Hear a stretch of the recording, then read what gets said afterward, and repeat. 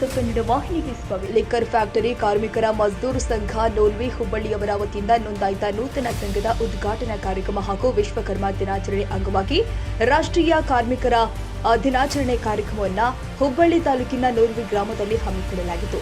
ಗ್ರಾಮದ ಗಂಗಾಧರ್ ಕಾನ್ವೆಂಟ್ ಶಾಲೆಯ ಆವರಣದ ಸಭಾಂಗಣದಲ್ಲಿ ಅತ್ಯಂತ ವಿಜೃಂಭಣೆಯಿಂದ ನಡೆದ ಕಾರ್ಯಕ್ರಮದ ಅಧ್ಯಕ್ಷತೆಯನ್ನ ಕುಂದಗೋಳ ಶಾಸಕರು ಆದ ಎಂಆರ್ ಪಾಟೀಲ್ ಅವರು ವಹಿಸಿದ್ರು.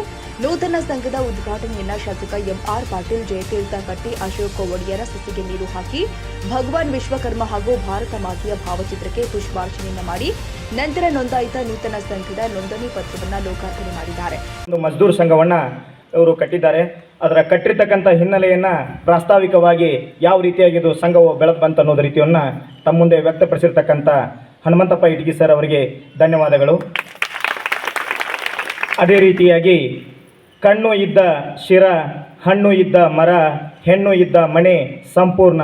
ಅದೇ ರೀತಿಯಾಗಿ ಒಂದು ಕಾರ್ಯಕ್ರಮ ಸಂಪೂರ್ಣವಾಗಿ ಜರುಗುವ ಪೂರ್ವದೊಳಗೆ ನಾವೇನು ಮಾಡಬೇಕಾಗ್ತೈತ್ರಿ ಅಂದ್ರೆ ದೀಪವನ್ನು ಬೆಳಗಿಸಬೇಕು.